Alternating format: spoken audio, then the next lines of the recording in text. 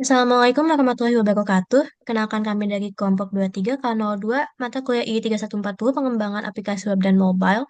Di sini kami akan memaparkan proyek virtual lab kami untuk tugas UTS dengan nama Kalvis, yaitu virtual lab untuk visualisasi kalkulus. Sebelumnya perkenalkan, nama saya Nurul Naim Natifah dari program studi Sistem dan Teknologi Informasi dengan NIM 182231006.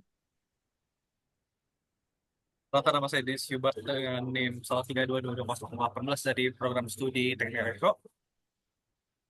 Langsung saja kita masuk ke pembahasannya. Yang pertama adalah kami diminta untuk mengidentifikasi kebutuhan fungsional dan non-fungsional pengguna.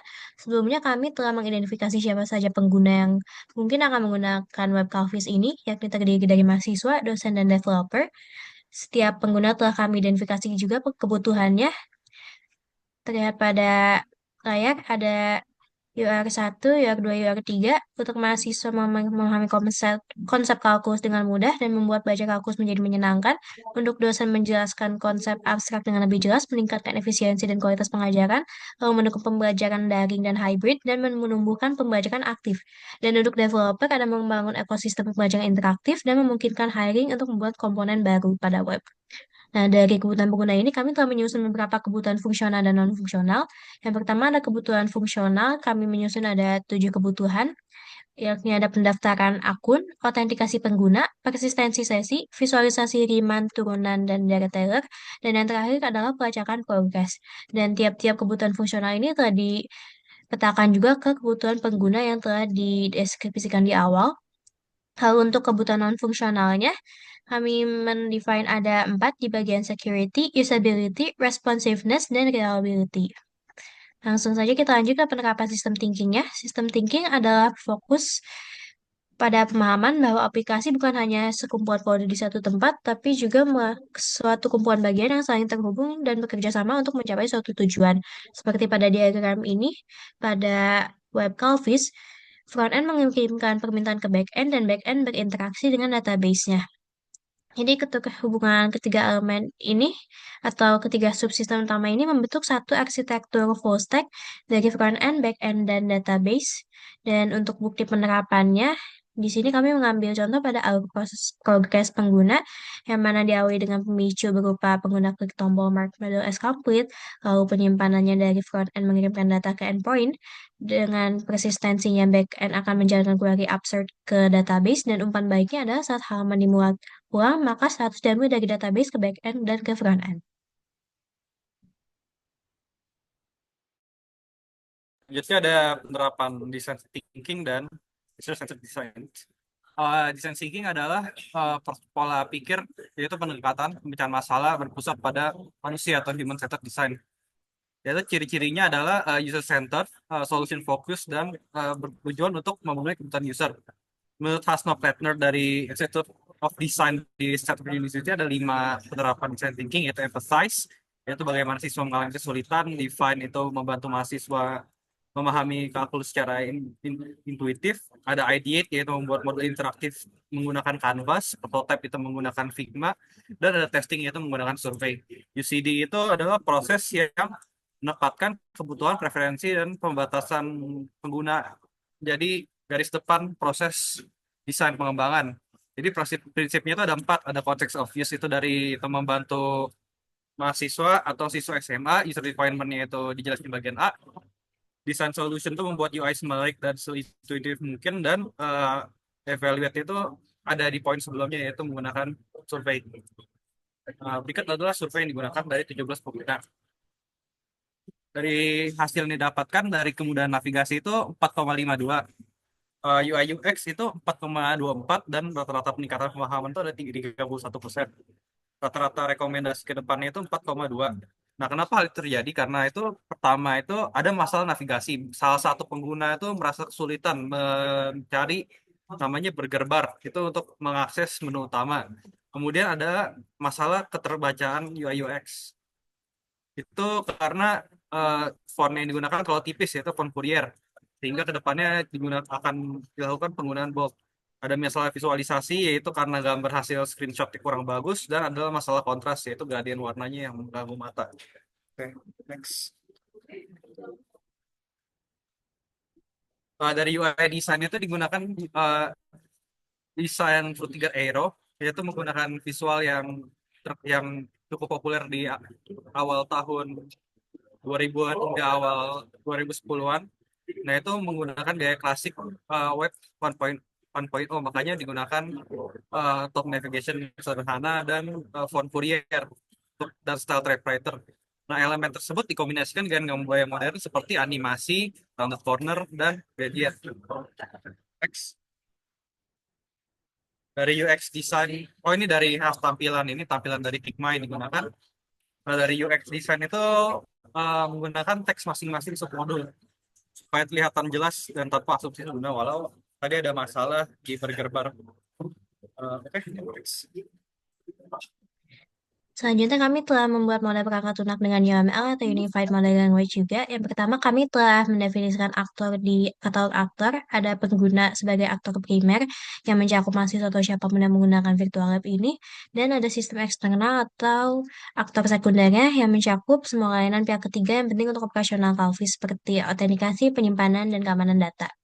Lalu dari kebutuhan fungsional dan non-fungsional, kami telah menyusun beberapa use case, ada 6 use case yang mencakup registrasi akun, melakukan autentikasi, mempertahankan sesi, akses visualisasi kalkulus, melacak progres modul, dan mengambil progres. Use case ini telah diletakkan pada diagram use case ini juga, yang mana pengguna terhubung ke seluruh use case dan sistem eksternal terhubung ke use case melakukan autentikasi dan mempertahankan sesi. Lalu kami juga telah menyusun sequence diagram pada alur proses pelacakan progres yang menunjukkan urutan interaksi antar komponen sistem, yakni front-end, back-end, dan database saat pengguna menyelesaikan modul dan menyimpan progresnya. Diawali dari trigger pengguna ketika mengklik Mark Module as Complete, lalu dari front-end akan mengirim post HTTP ke backend. Dari backend dia akan memverifikasi sesi, lalu logi ke Upstream database. Lalu ada kondisi percabangan, jika query update mengambilkan row count 0, maka backend ini secara otomatis memberikan query insert, lalu kembali ke frontend dengan respon HTTP 200 OK, dan kembali lagi ke user dengan update UI berupa tombol yang berubah warna. Berikut adalah jadwal dan implementasi biaya.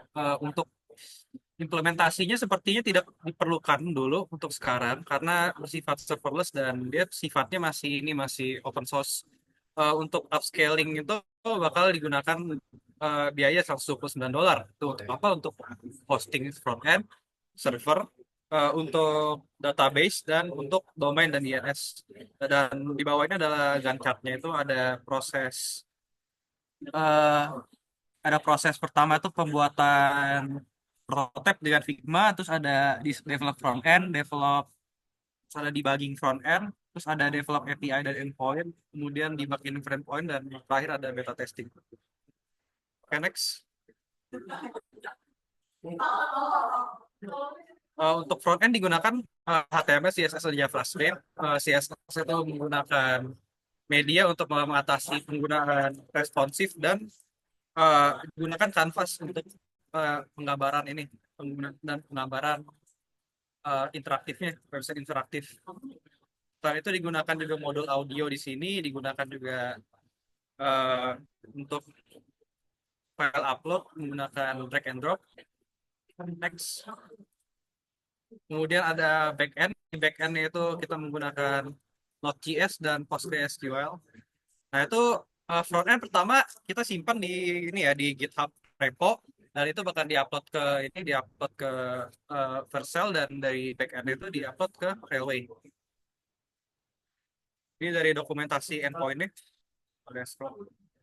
Nah, itu ada endpoint profile itu untuk pemanggilan sesi saat web pertama kali di load. Kemudian ada login itu untuk mengirim form login ke server. Kemudian ada complete module itu untuk memposting status progress ke database. Kemudian ada form logout itu untuk logout. Next ada OAuth itu untuk menggunakan Google OAuth. Dan yang terakhir adalah endpoint register itu untuk melakukan registrasi.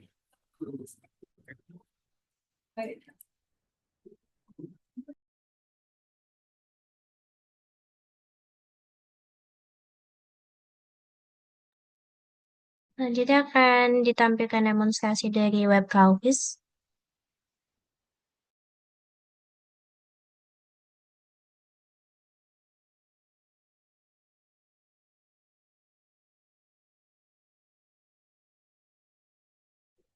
Berikut adalah webcam yang kami gunakan.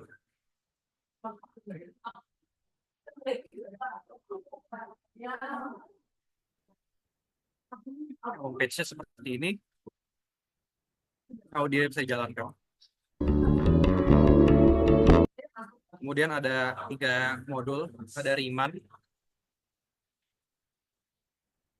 Riemann itu seperti ini. Dia bisa pilih fungsinya. Itu bisa sin X, bisa linear, bisa parabolik. Kemudian ada metodenya left Riemann, mid Riemann, dan midpoint. Kemudian batas kiri dan kanan kita ubah. Dan ini kalau misalnya kita ubah partisinya lebih kecil, dia makin menyerupai hasil integral aslinya. Tapi ini tidak terlihat kenapa? Karena menggunakan sin. Tapi kalau digunakan ini, dia lebih jelas tampak akan mendekati asli. Kalau cara melakukan foul plate nanti kalau misalnya udah beres kayak ini ada derivatif. Dia itu jadi melakukan ini bisa kita evaluasi di mana-mana dan kita delta t-nya lebih gede. Kalau misalnya lebih dekat, dia akan mendekati fx-nya. Terus seperti ini ya.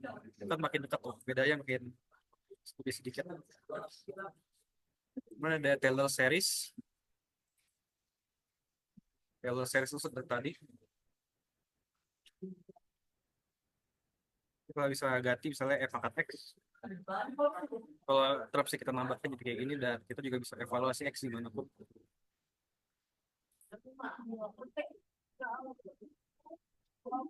Kita bisa juga bisa lookup dengan cara ini.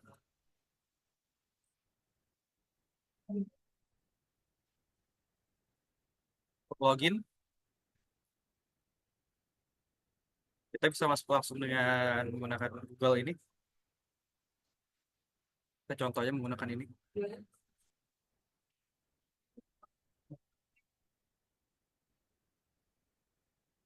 Kita juga bisa melakukan registrasi seperti ini.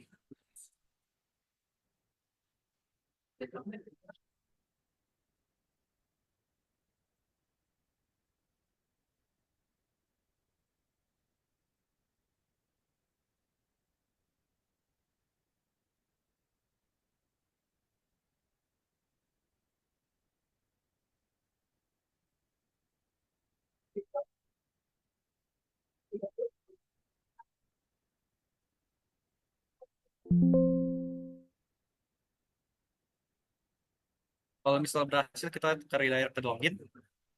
Dan kita bisa masuk. Kalau login manual itu seperti ini.